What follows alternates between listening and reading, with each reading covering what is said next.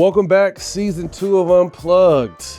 Man, it's been a good off season. We needed a refresh, but we got a great one today to kick season 2 off.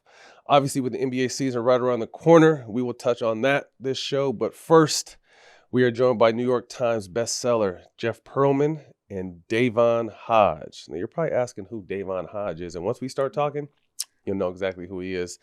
But let's get to it, Jeff. Only God Can Judge Me. Tell us about that book, and when is it out? Comes out October 21st. We can get it everywhere now. It's a biography of Tupac Shakur. Worked on it for 3 years. Interviewed 650 people.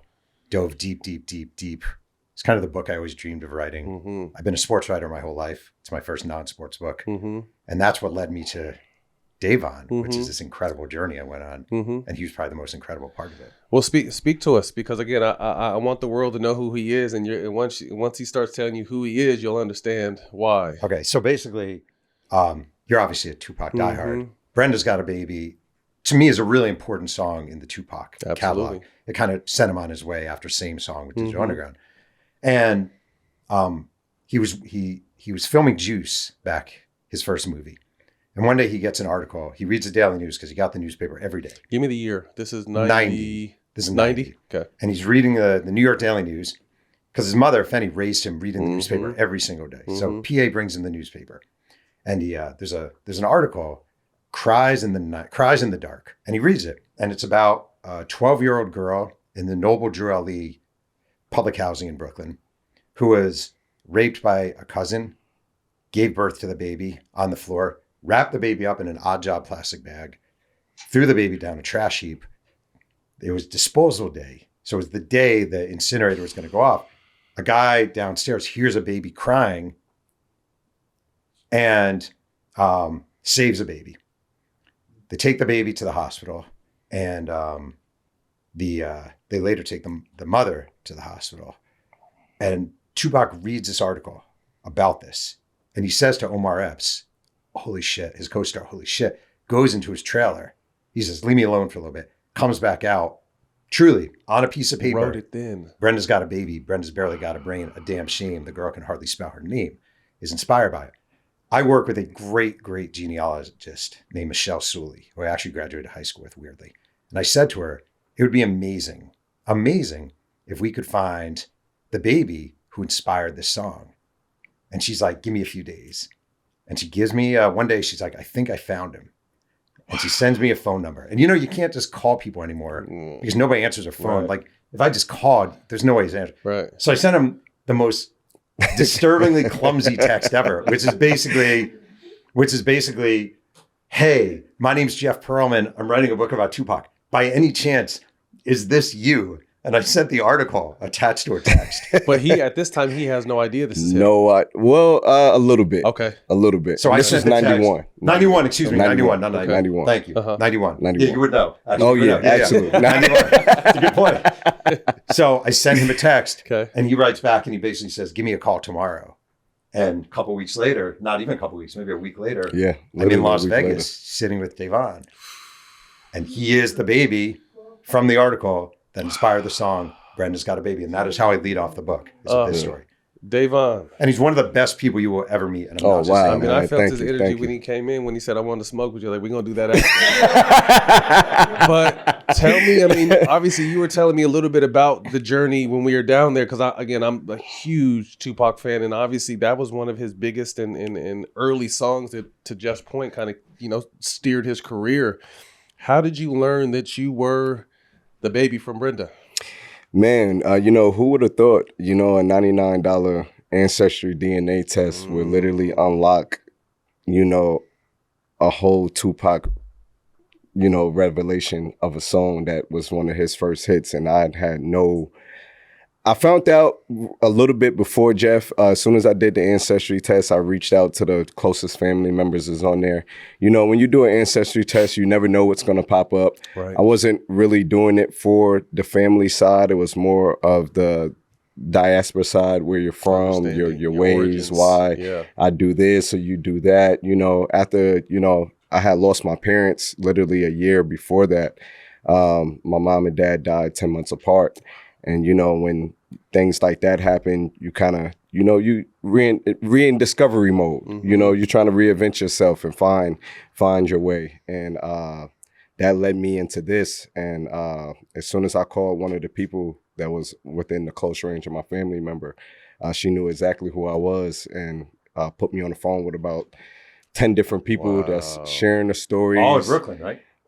Brooklyn, North Carolina, South Carolina. It's showing me the newspaper clips of back in the day and was telling me about what happened. And had any of them kind of followed you or able to keep tabs on you, or you kind of just popped up on them like, here I am? It would have been hard for them to find me. To be honest with you, my last name changed. Even though I was still in Brooklyn, I was raised in Crown Heights. We was, not so far apart from each other, but, my mom did a good job by sheltering me from that exposure. Well, back us up a little bit, because you were adopted at how old? Newborn. Probably about 5. Yeah. Okay. When they found me down there, we went to the hospital. My mom actually went to school. The song of what Tupac said of her going to school after is true. After she did it, she walked right to school. And after that, it kind of transpired into a big thing. And they took her to the hospital. And due to the magnitude of the situation, they wouldn't let me stay with her. So by the graces of God, I was, blessed into the family that I was raised in. Okay. Me and my mom had visitation rights. So I was around 2.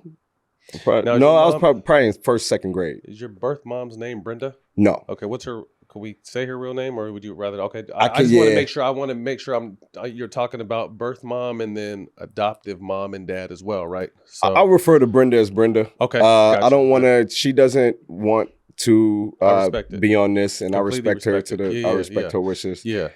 So me and Brenda had I wouldn't say a close relationship. We was on visitation rights for around until I was about first, second grade, till I changed my last name. And the courts actually stopped us from seeing each other. So after I was like 1 or 2, because my mom also adopted other children as well. Okay. So, it was getting kind of strange and when you're trying to raise a family, and my mom is a very big family woman. She was the big mother of the house, of the family, so my mom liked to keep it tight knit and loving. Understanding, once you did the ancestry test and all these things kind of start happening and you go back and listen to the song with the new ear, what was your first thought when you heard Brenda had a baby, knowing, damn, I'm Brenda's baby? Honest with you, I cried, man. I was on the phone with my best friends and I'm reading the newspaper and, I grew up, you grow up so long and you're not understanding a tragic story is about you. And now you're reading it and now it's, you're opening your eyes to what actually happened, So I start replaying the conversations that me and my mom had when I used to ask her about Brenda and all that. And my mom was NYPD at the time of this happening. And when the news broke, I was in the newspaper for about, I'll say a month and a half up around New York. And she did her best to keep me within her arms. And she did a great job. I think she sheltered me from a lot of the story growing up. She never told me that my mom was raped or anything. She was just like, your mom was very young. Something had happened and she had to give you up for adoption. Have anyone from Pac's side, family or estate or anyone reached out? Have you met anyone on that side? No, I haven't. I don't think they would know about it. Oh, interesting. Until this book comes out, to be honest. Really? I don't think anybody really, because just like I said, I lived 32 years without knowing, right. Listening to this song my whole life, right. You know what I'm saying? Crazy. And now listening to it in this light, it is something different. We're not going to hold you that you're a Biggie fan against you. A bigger Biggie fan. I'm from Brooklyn, so I will always be, Biggie will always be number one. So Tupac is from New York, though. Yeah. But it's a Brooklyn thing. But you told me something interesting though about Brownsville and once you started meeting your family and how Mike Tyson taught your family how to box. Like, talk to me a little bit like once you kind of started learning about the family and that dynamic. Absolutely. So, everybody knows Bowe, the boxer from back in the day. He's from the same projects as my family, Riddick Bowe. Mm-hmm. He never left the apartment, stayed in apartments his whole career. Yeah. Wow. Absolutely. You can check it out, the plazas in Brownsville. And these are stories that I'm listening to my family members they're telling me what's going on. Mike Tyson didn't live that too far away from us. Mm-hmm. And, when you're from Brownsville, you kind of from Brownsville. Everybody kind of know each other. Small area, yeah. And Mike Tyson always been big in the community, helping out the community and also making sure people could defend themselves, especially out there in Brownsville. So.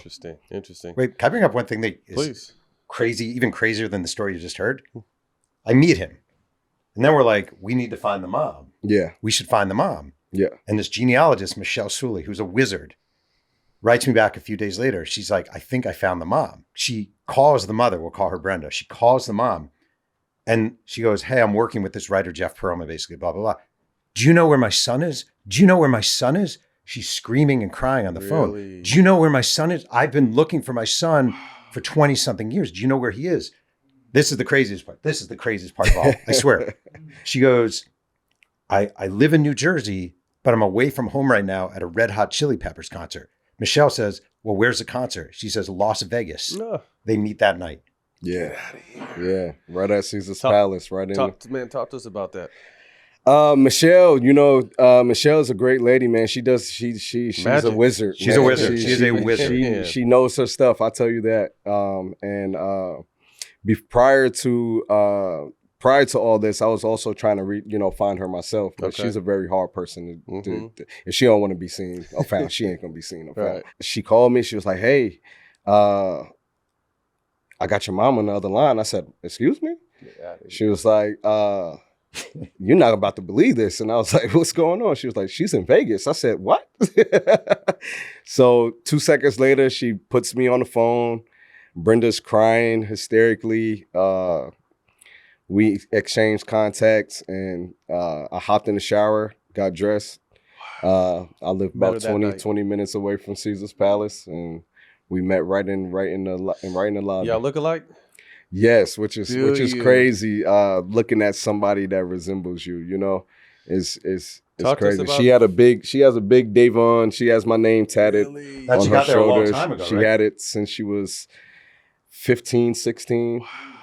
What's that first experience like? Obviously, 1 and 2. I don't. My earliest memories are probably 4 or 5. So probably you don't even really remember the 1 and 2. Do you at all? I do remember because I had to go from Brooklyn to Manhattan every week to meet her. Okay.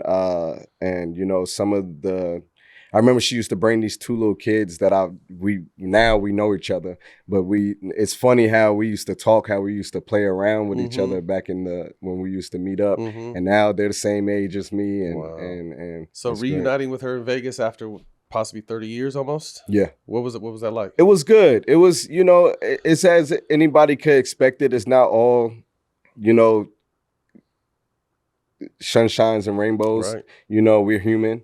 We're both taking the proper steps to create that great bond like we should have. But it's great. I won't take anything from it, or I'll do it all over again. How's your guys' relationship now, if you don't mind me asking? We talk. She's in Vegas now too, you said? Yeah, she moved to Las Vegas. She lives probably about 30 minutes away from me. Okay. We don't see each other as often, but we do communicate. That's great. Jeff, you said the Pac estate would have obviously loved this story. And it's crazy how he's working, 30 years been removed and he's still doing magical work. Were you working closely with the estate? No. Not at all. Okay. No. So you just kind of were doing your own thing? Yeah, I was doing my own thing. Talk to us about just this process and this journey. I mean, it's been the hardest. Just being blunt and obvious, I'm a white sports writer writing a Tupac Shakur biography. I'm aware of the weirdness of that. Real quick. Yeah. One of my producers, how do you feel? Like, he's a great writer and he's done a bunch of sports. I mean, if the writing's great, it doesn't matter. But I kind of got what you're saying, because some people probably feel a certain way that you are white writing about one of our heroes. I 100% get it. 100% get it. And I think the approach I took and the approach I take is like, nobody needs a white sports writer. You certainly don't need white sports writer to explain to you, well, here's what Tupac thought about this and that. So what you do is you interview 650 people. Like I went to New Orleans, sat down with his sister, Set. She almost never talks to anyone. Yasmin Fula, who helped raise him, former Panther, spent hours and hours with her. Layla Steinberg, who helped him get his career. Money B and Chopmaster J and all the Digital Underground. So I just like, it was a wide. So I found the EMT who first got to him at Quad Studios. He'd never been interviewed before. Just nonstop. Find them, and let their voices speak. Were you a Pac fan going into this? Yeah. Okay, so what was it? This is almost probably like a dream come true for you. Then, as you're talking to all these people, and you said you never got a chance to meet him, but as you're kind of discovering his life and his journey through the closest people through their eyes, what was it like for you? First of all, right here is the highlight of my career. It's incredible. And I'm not just saying that. Man. The highlight of my career, and this is 30 years in journalism, by far. The number one emotion I left this with is sadness. Like, I actually think it's interesting. I always say, like, I actually think every white person should write a Tupac book, because if you really want to understand, put yourself in our place, his place. Go to the row house in Baltimore where he grew up, and I knocked on the door, and I'm looking inside, and you could see where the places that Set told me where the rats are running along the floorboard. Go to Marin City, knock on the apartment where Afeni was deep into crack addiction, and Set was raising herself, and Tupac is kicked out of the house and he's living with his friend Demetrius Striplin. Go to these places and see what it is. And you realize, like, what Tupac was rapping about was this shit he carried with him his whole life, and this pain. And like, again, it's easy to be a white middle-class guy in Mahopac, New York, and everything's great and ha. But when you see it and you travel it and you dig through it, I can't, like, again, you don't need me to tell you things about, you don't need me to explain Tupac to you, but I feel like the people in the book explaining it through me. Did you get a chance to, either you guys get a chance to see the Tupac Museum? Oh, I did. No. You didn't? No. Did you? My girl surprised me for my birthday. Wow. So like I think some of the people in here came with us too. Yeah, it was a whole little surprise. It was amazing. Along your journey with writing this book and interviewing over 600 people, double question, probably the most intriguing person you sat down with and the hardest person to track down. All right. The most intriguing, besides Davonn, we're going to say besides Davonn here. Tupac had a girlfriend in high school named Mary. And everyone told me Mary will never talk to you. This is when he was at Baltimore School for the Arts. And she was a white ballet dancer whose parents were communists. And the family loved Tupac. And I reached out to Mary and I talked to her. And she lives in Nebraska, right? In Nebraska. And she said to me, and this is one of those moments as a journalist, she goes, my mom recently found 150 letters that Tupac wrote me under the bed. Wow. If you come out to Nebraska, I'll show them to you. Wow. I'm like, I will be there tomorrow. I fly out to the middle of nowhere, Nebraska, eat the worst bagel I've ever had. They microwave the bagel in Nebraska. I don't even know what this is. It's a Jewish New Yorker. It hurts my heart. But she has these letters in a folder and she brings them, and just reading through them and his writing, I consider Tupac almost more poet than writer. Like it was so good. And it was like horny and angry and sad and excited. But it spelled it out so well. His writing was... And this is teenage Pac, right? This is 15, 16-year-old Pac, Tupac. And he was a better writer than I ever even hoped to be. It was so good. So that was my joyful find. Wow. And getting his sister... I mean, there was one point I was in there. I drove down to New Orleans and I sat down with Set. And Set does not talk. And that's big sister? No, little sister. Okay, younger. Okay. Yeah, he only has one sister. Okay. Set, yeah. And that's Afeni's daughter and Matulu. Okay. Yeah. So at one point I said to her, what was it like moving from Baltimore to California? And she said to me, right there, that's your white privilege showing. And I'm like, what do you mean? She goes, we didn't move, we were relocated. And I actually thought, like, I got chills, just like, that's the kind of shit I needed to hear. And the kind of, like, I'm being serious. Like, that's when I say, like, I needed to hear that. Because in my head, it's like, oh, you moved. And she's like, we weren't moved. We were relocated. And she's like, I have nothing good to say about Marin City and living there. It was the most traumatic, horrifying experience of my life. And she just oozed this pain. So. Davonn, I mean, this book drops in a week. It's going to change your life again. What do you have you thought about kind of what's coming ahead? Because this is a huge, again, one of the biggest songs ever. and now they know who Brenda's baby is. It's you. You're a 33-year-old man living your life now. Or have you kind of thought about what's on the horizon in the next 6, 8, 10 months for you?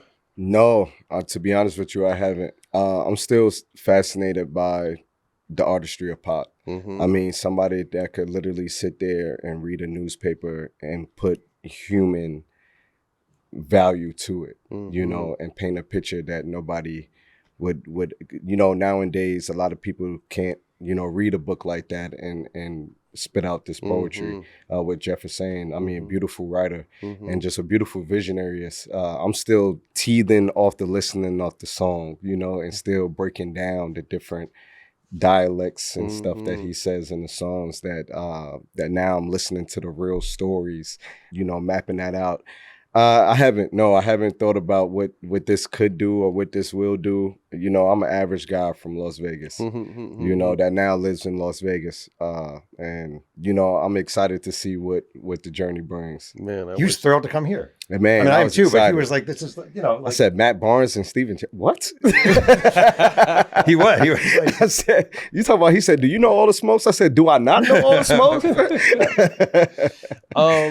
Jeff, obviously Afeni passed not too long ago. Through the talkings of, you know, the people you spoke to, what did you learn about her and her and Pac's relationship? First of all, I honestly think it is a crime that more people in America don't know about the Panther 21 trial, don't know about Afeni Shakur. I've been saying this all along throughout this process. I don't know what it's like to be a black kid in America, but if you're a white kid in America and you go to a mostly white high school, they take one day in history to teach about civil rights. And they'll say, Martin Luther King had a dream and we should all have a dream too.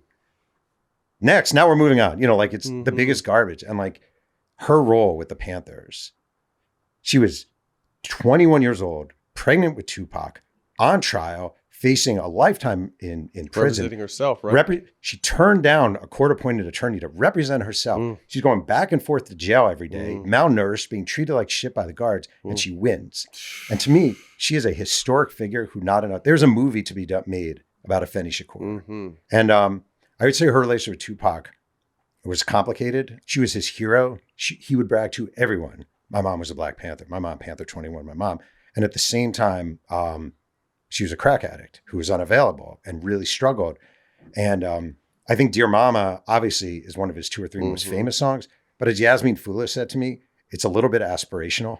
Like it's not just this is who my mom is, but also this is who I want my mom to be.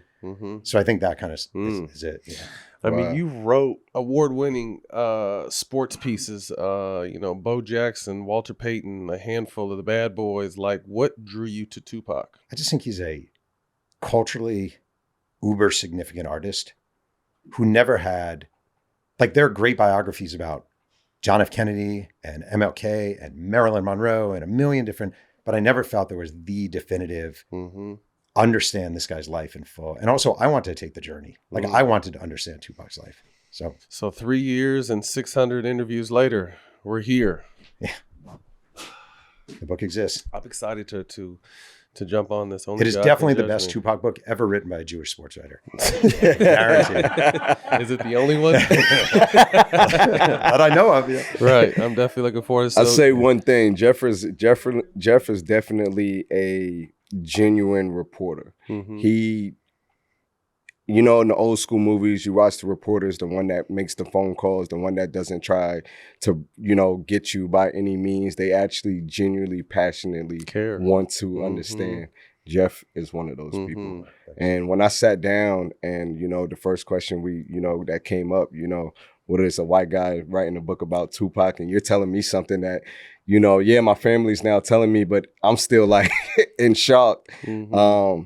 This book is done the right way. Jeff, what did you learn about yourself writing this? I think I learned how much I didn't know. Like, I really mean that. that sounds like some like canned And that's answer. not even about Pac, just overall. Yeah, but it's kind of both. Like, I just think, honest to God, like, I think there are a lot of white people in America who, like, they feel like they understand Black culture because they listen to hip hop and their favorite actor is Denzel Washington and blah, blah, blah, blah, blah, right? And until you immerse yourself in it, I'm not saying I have a full understanding. I obviously can't. But immersing myself in it, gave me a PhD level sort of education, at least on what it was to be him. You know, you're definitely invited to the barbecue now, I think. Thank you, because my mom puts raisins in the potato salad. Oh no, you can't come now. You gotta leave that out. Yeah, we got. I'll bring the raisins to the potato salad. Well, Davonn, we appreciate you, man.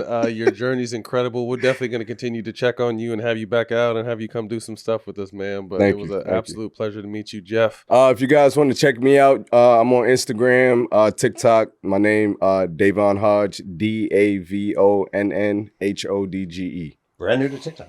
Brand new to TikTok.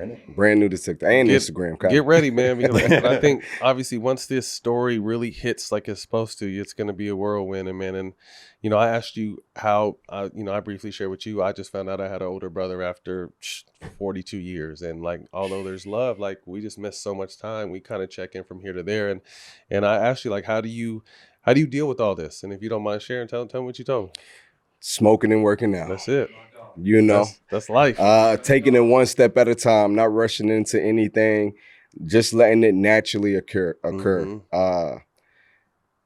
You know, it's still an eye opener for me, to be honest with you. Even I'm pretty sure for you understanding that you know you got a brother, you know, and you're like, wait, hold on, what happened? Exactly. Right. You know, is it something that I missed? Yeah, obviously. Bonds. So we sat down for the first time. He was on, right? We had him at NBA All-Star last year. I bet he was good, right? He was good. But you know what's interesting is when you hear about players in their prime or early on, and then you get a chance to meet them after, you're like, damn. Because it's weird, because I feel like when I tell people like who my dad is now or who my dad was and who he is now, like, yeah, right, no, he wasn't. And people like don't believe me. But I kind of feel like when I hear certain athletes are a certain way and then you meet them at the end, it's just like, damn, you're nothing like I heard you were. Do you know, are you a baseball fan? A huge baseball You know fan. Sean Green? Yeah. So Sean's a good friend of mine. Okay. And he said to me, we were eating lunch one time, he's like, you know, we're always nicer after we're done. He's like, all athletes, you probably can relate with this too. Like athletes are just nicer after they retire. And that's how he explained Bonds. Because Bonds was the worst when he was so bad. How, when you're doing, I mean, you've, Barry Bonds, you know, rest in peace, Walter Payton, Bo Jackson. Are you working alongside any of them about this? Do you check in with them at all? Or you just kind of go find their circle and dig into that? Well, I always try to talk to them. Okay.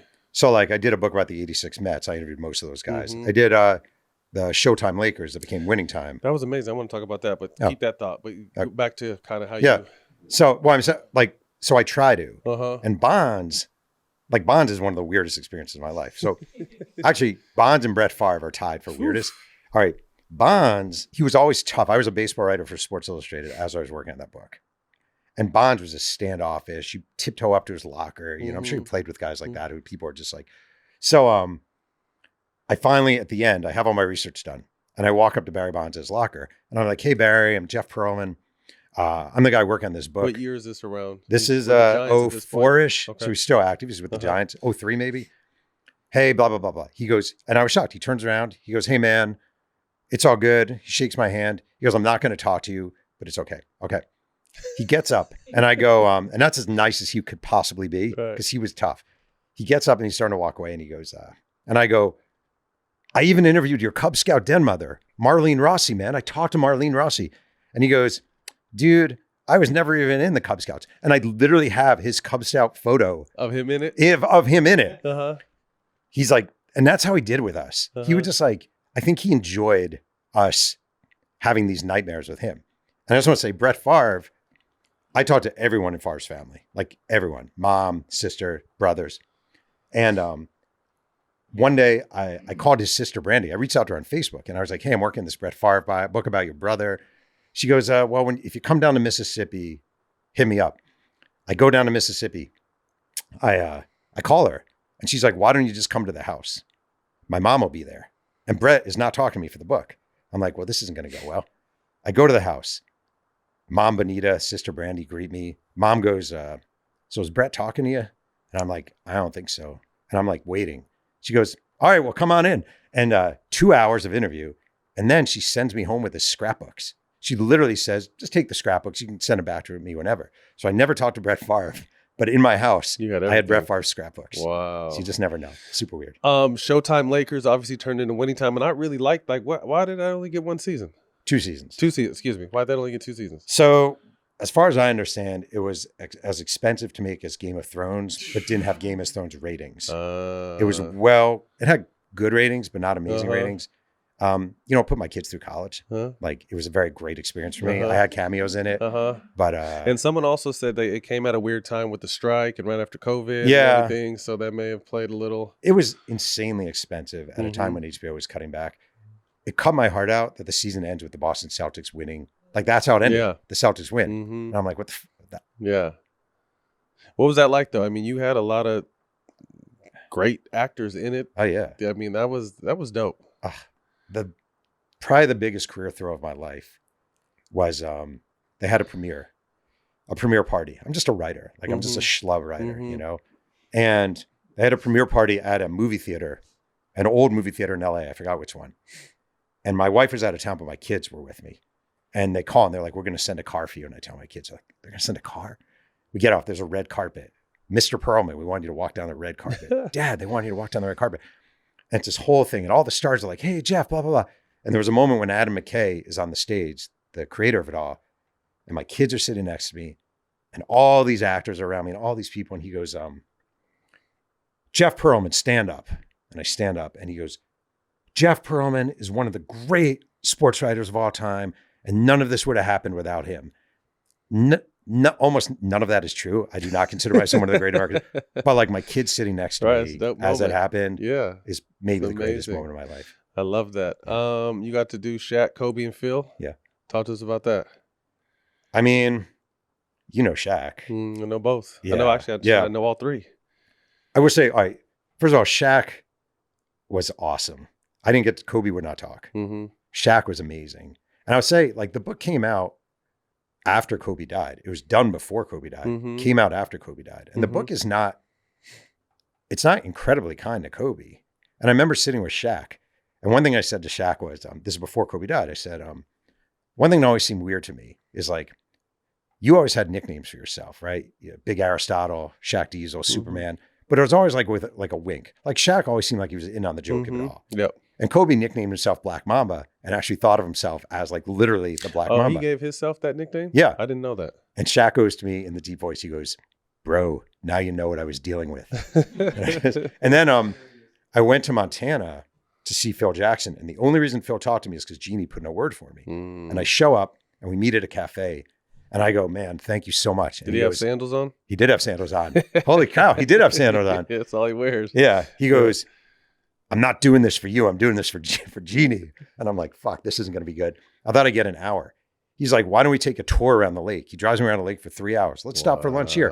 You want to come back to my house? He We'll opened hang out. up for you. He gave me 8 hours. Wow. And he was awesome. It was like some like hedge fund douchebag wins the like spend a day with Phil Jackson trip. That's literally what I got. Amazing. Yeah. Sweetness. Walter Payton. I mean, I love Walter Payton. Yes. Hard book to write. Was it? Very hard. First of all, so I interviewed Walter Payton one time. I was a very young writer at Sports Illustrated. He passed at what age early? Like 46 in 1999. Man. Yeah, of bile duct cancer. And I was a writer at Sports Illustrated, a young writer at Sports Illustrated. One day an editor said to me, do you have any interest in going to meet Walter Payton and talking to him? And he was dying at this point, but he was trying to raise money for a charity. And I said, yeah. And I flew out to Illinois and I'm in an office and this old man greets me, old black man wearing like a taxi driver cap and a windbreaker. And I was about to say, I'm looking for Walter Payton. And it was Walter Payton. And he was that decimated. And I sat across from him and his eyes were yellow and from jaundice. And it still remains the saddest interview I've ever done in my life, but it inspired me to write that book.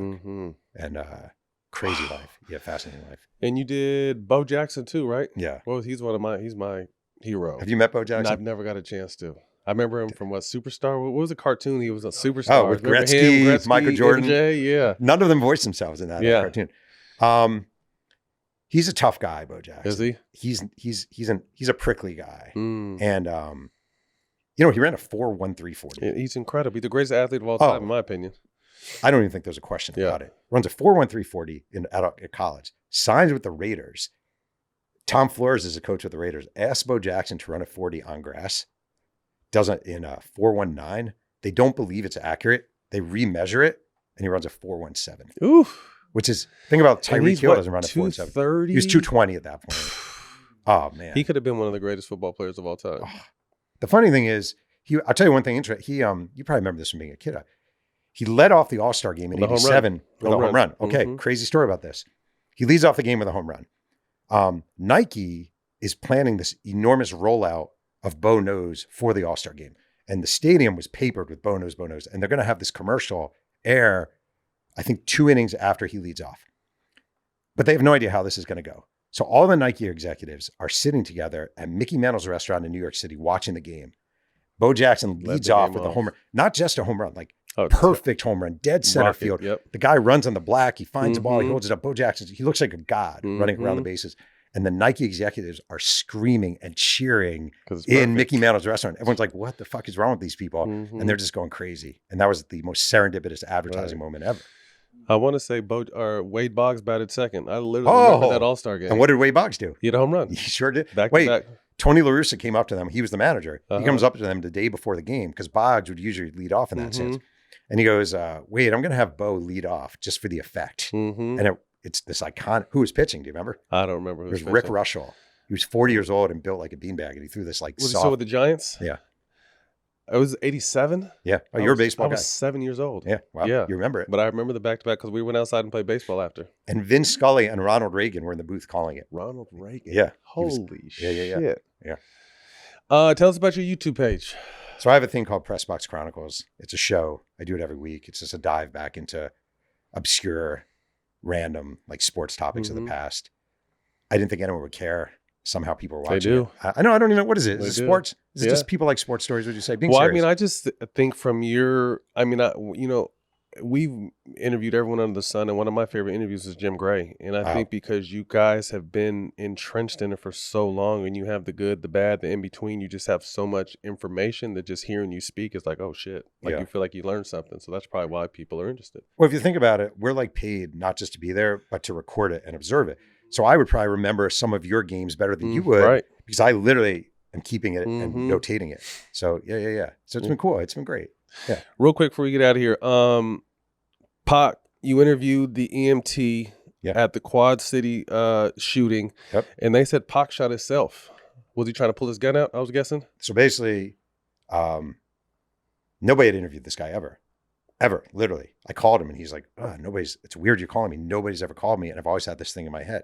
Basically, Tupac had the gun in the waistband. And I interviewed his manager, Watani, who said the gun he had, the Glock he had, was easily dischargeable if not handled correctly. When the guy got up, so basically Tupac went upstairs and the EMT goes up to see him. And Tupac's there. He said, I got shot in the balls. He didn't say he shot himself. He never admitted he shot himself.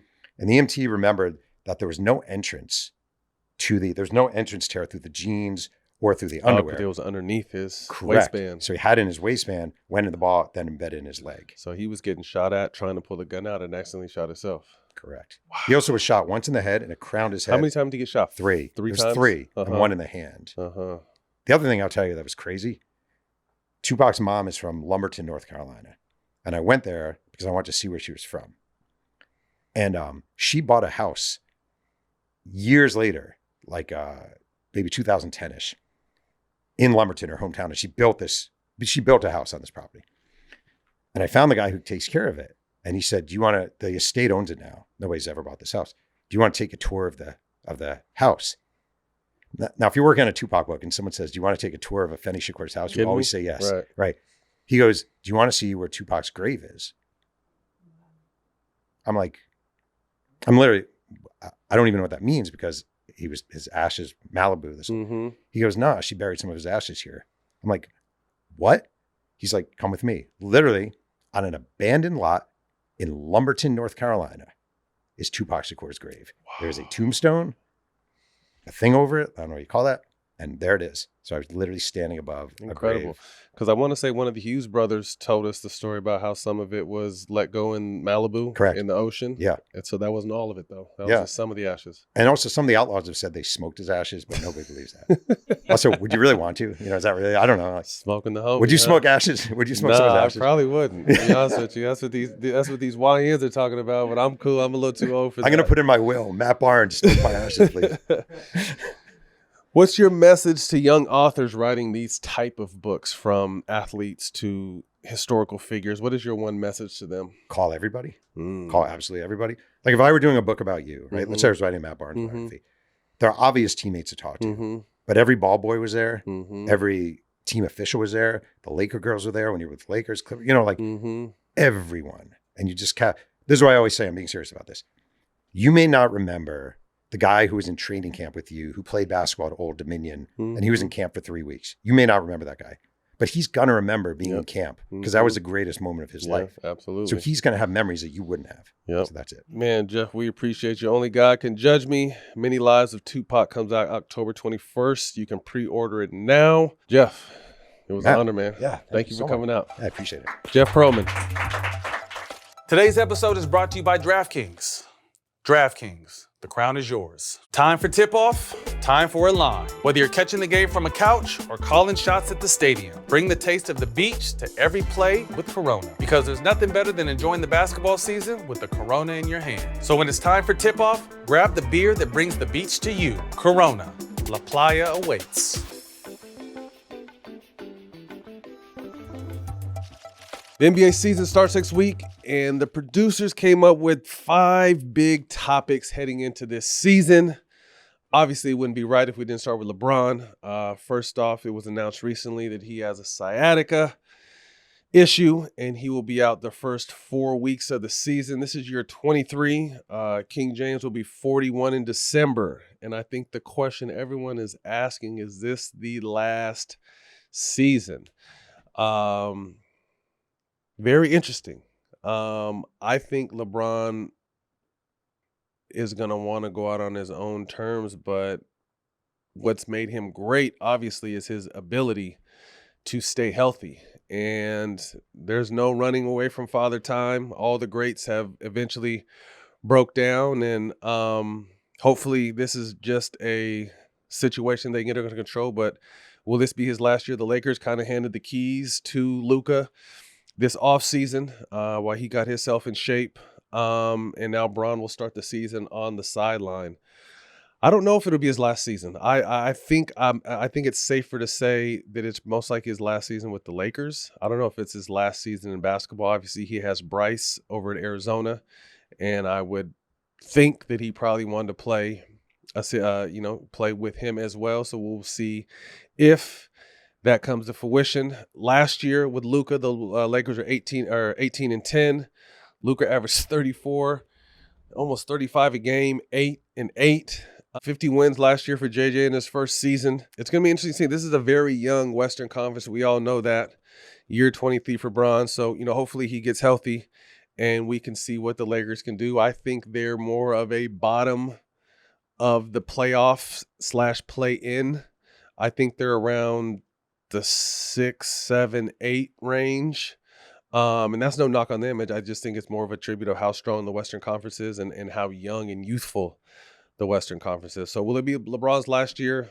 I can't say anything wild like that because I don't know, but we'll have to see. Producer Nate, good question. LeBron starts off on the side and the Lakers get off to a hot start and Luka's playing Luka ball and the team's gelling. I wonder what that transition is like. I've always wanted to kind of ask a superstar what it's like to kind of hand the keys to someone else later in his career, whether it be willingly or kind of just happens.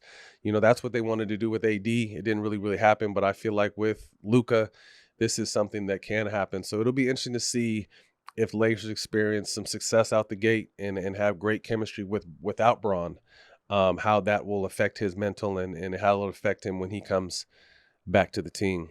Next up, Cooper Flagg's expectations. He got a chance to start at point guard the other night at 6'10". Is that how tall he is?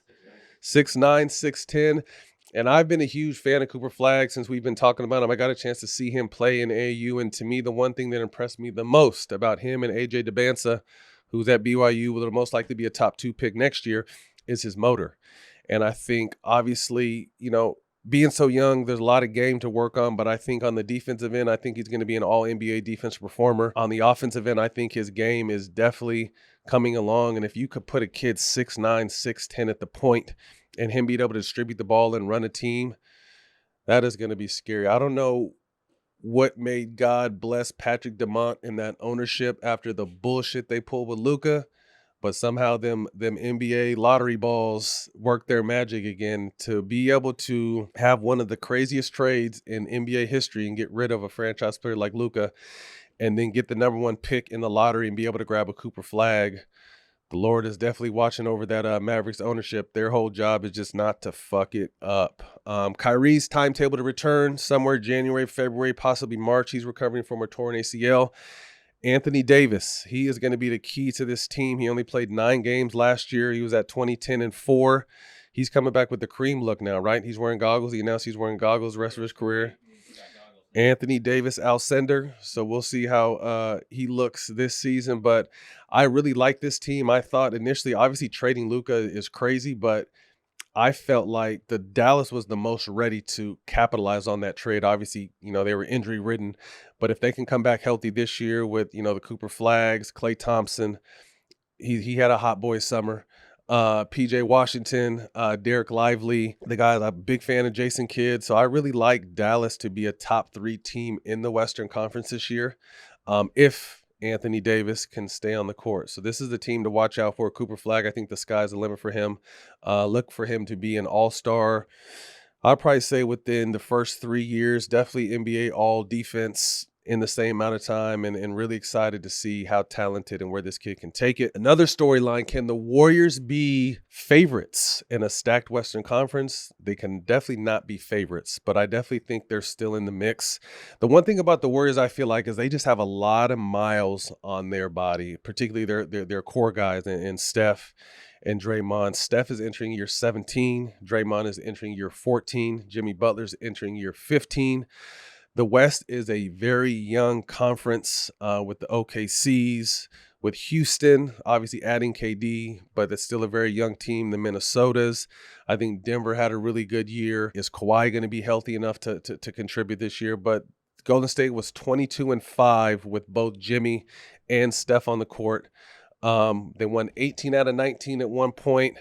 I think a big key to this team is going to be whatever issue Steve Kerr has with Kuminga. He's got to let that shit go, because they're definitely going to need Kuminga scoring. I think he averaged, 15 last year in minimum minutes. On the flip side, Kuminga's going to have to lock in mentally. I remember going to, I think Draymond's wedding, and they were telling us, so I don't remember who it was. I don't even want to, I would tell you if I remember, but I don't remember. We were smoking a lot of weed at that wedding. Someone was telling me how good Jonathan Kuminga is, but he's just, he has issues between his ears. Super talented, but between his ears was the biggest issue. And I think obviously probably that's what Steve Kerr has such an issue with. But I think with Steph being as old as he is, let's not forget he pulled the hammy and in the playoffs. It's going to take an incredible year from Steph to get this team where they need to go, a big year from Jimmy and Dre. But I think Kuminga and some of these younger guys are going to have to be able to have the freedom to step up this year to be competitive and hopefully save Steph's legs if they are able to make the playoffs, to be able to make a move in the playoffs. So very interesting season in a very top-heavy young Western Conference where this older Warrior team fits in, but you never want to count out champions. So we will see where they land. The Eastern Conference is some shit this year. I'm not even going to lie to you. Obviously, the devastated Boston Celtics, losing Jason Tatum, losing Al Horford, losing Porzingis, losing Holiday. It'll be an interesting season to see what Jaylen Brown is able to do with his guys. The Cleveland Cavaliers, they're always a mystery to me. Obviously, they added Lonzo Ball. I'm hoping he can put a healthy season together, because I've always loved his ability in his game. My dark horse of who could possibly come out of the East, and this is going to take a lot of praying and a lot of treatment and just a lot of stars to align, the 76ers. If Joel Embiid can stay healthy, which he hasn't been able to do his whole entire career. I think he's missed over 400 games and played just over 450 games in his career, including playoffs, probably 5. So he's played about 500 games, including playoffs, and missed almost 400 games, which is fucking unbelievable. But what bothers me about him is I'm such a huge fan of his. But when you hear people say he's not a leader, he's always late, he's lazy, he doesn't put the work in to stay healthy, this is the product you see. And they're making him a ton of money. So I think this is really, to me, if I'm in management, this is the make or break season for Joel Embiid. If he can't get his shit together this year, I think you got to cut your ties at some point. And then on the flip side, Paul George, knee injuries, I think he had two procedures this summer, if I'm not mistaken. Can he find some sort of glory? And then I really like their core VJ Edgecombe. I really like young, athletic. I think he averaged about 12 to 14 in the summer league. McCain, a Sacramento boy, coming back off of meniscus, excuse me. For McCain was a meniscus. And then Tyrese Maxey, a great young core. But if you can get a healthy Embiid, I would probably say you need about 60 to 65 games from Embiid. And I'd probably say the same for Paul George. And then for them both to be able to be healthy. I know I'm talking crazy shit right now. I haven't even smoked today. But I'm saying if that can happen with the depleted Eastern Conference, I think they could possibly be a representative. But I'm probably going to pick the Knicks, to be honest with you. First-year coach Mike Brown. Mike has always had a great track record of being great in his first year. After the first year is where shit normally hits the fan, but I think this first year, obviously, with his new fresh energy and style, and obviously the vets they have on that team, I think New York will probably come out of the Eastern Conference. But I also like the young teams. I like Orlando. I like Detroit. I kind of like Atlanta on the back of that. I look for all three of those teams to definitely be in the playoff hunt, with Orlando taking a big jump. I think that trade for Bane wasn't a second option. I think he was forced to be a second option in Memphis. I think he's a great third option behind Paolo and Franz Wagner. I'm a big fan of both. Paolo should be in the MVP conversation this season, I feel like. I mean, this guy's a career 30-point-a-game scorer in the playoffs. He's bigger, he's stronger, he works his ass off. So I'm definitely looking forward to a big season from him. And then Detroit came out of nowhere and have done it the right way, putting pieces together. I'm glad. What's his name? Did he ever get his money? The Beasley? Really? No one signed him? Some weird shit, man. Messed the man's career up. If he didn't bet, if he did bet, but the feds are off you. So normally when you beat the feds, it means you did a good job. There's very few people beat the feds.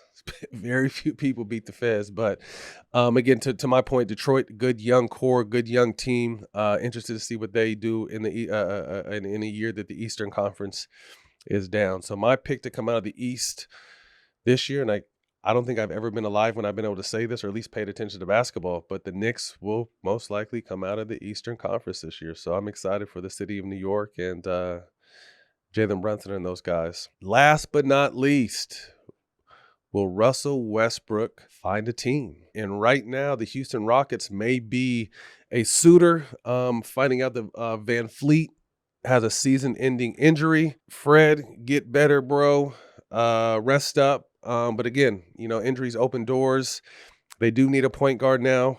Obviously, we know the Kevin Durant and Russell Westbrook history hasn't been as pretty as it needs to be, but I think they're both older and both past that and understand they're both playing on not borrowed time, but it's coming towards an end for both of their great Hall of Fame careers. So it'd be interesting to see if Westbrook does come in, how that'll work. But I mean, Westbrook had a solid year last year. I think he was at 13-6-5 for Denver. Don't know why he didn't go back, but that's probably some teams are questioning why he didn't go back. But KD is coming over, and I think this was the consistent score that Houston was missing last year. I think KD was at 27 a game, year 18, still shooting 53 from the field and over 40 from the three-point line.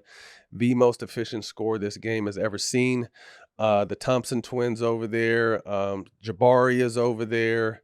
Sengun is a goon. I like him a lot. This Houston team can definitely make some noise if they're able to stay healthy and solve that point guard issue. I'm excited to see. But yeah, for Russell Westbrook, I mean, it's been a Hall of Fame career.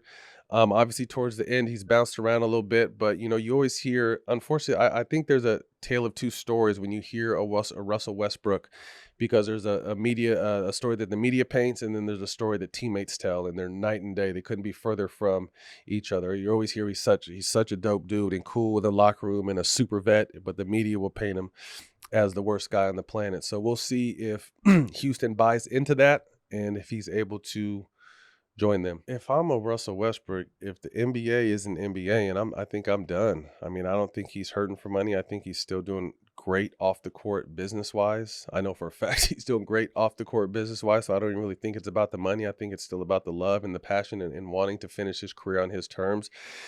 The NBA is crazy. Professional sports is crazy because rarely do you find guys that get to end their career the way they want to or walk away on their own accord. And to me, Russell Westbrook should be a guy that's able to do that.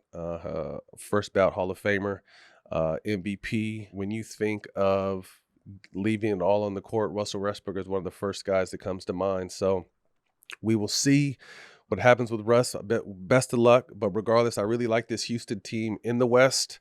Not sure who's coming out the West. I think my top 3 teams, just kind of guessing going into the season, would be OKC, Houston, and probably Dallas with the Denver right behind them. Those 2 teams can flip-flop if Dallas is not healthy. But I think this Kevin Durant signing in Houston puts them at the top of the the top of the Western Conference, and it's going to be fun. We all know OKC paid their top 3 guys, so it'll be interesting to see these next few years how that team is able to stay together because they paid the whole bank for their big 3. So that's a young team coming off a championship. See how they respond this season. But it's going to be a really fun NBA season. I'm excited as normal, and you got to have a little bit of money to watch the NBA this season. That shit's going to be all over the place. So make sure you check your local listings. But we kick off the NBA season next Monday. And I think we're live streaming the Warriors and Lakers on Tuesday. Catch our live stream, me, Stack, Burn, Rasheed Wallace, and a few other special guests. You already know what we're going to be doing, so make sure you guys tap in. All new season of Unplugged. Season 2 is here with a bunch of new twists and turns. We kicked it off with an amazing story today by the best-selling author, Jeff Pearlman, dropping his new Tupac book, Only God Can Judge Me, October 21st. You can pre-order that now or catch it on the date. And Davonn Hodge, Brenda's baby. Got a chance to sit down with him. He did a great job of just letting us know about his journey and his life. So make sure you guys tap in and check this out. We'll have special segments all throughout the seasons, special guests. And we also have a hotline. I want to talk to you guys. So you can leave us a voicemail at 279-CALL-ATS or email questions@allthesmokeproductions.com. Tell us what you're thinking, whether you like me or don't like me. No, I'm playing. But tap in. I want to really get interactive with our fans this year. We want you guys to be a part of it. We may be live streaming at some point this year where you guys can tap in. So we want to make sure we give the fans their voice and their opportunity to tap in. So you got the line 279-CALL-ATS and emails questions@allthesmokeproductions.com. That's a wrap. Week 1, Season 2, Unplugged. You can catch us on All the Smoke Productions YouTube and the DraftKings Network. We'll see y'all next week.